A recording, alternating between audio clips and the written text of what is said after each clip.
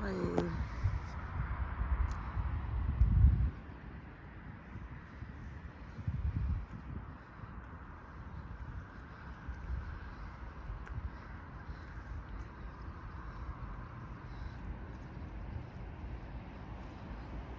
Indo para a última parada na Espanha, em A Coruña. E aqui é Viveiro, Porto Xacobeo Viveiro.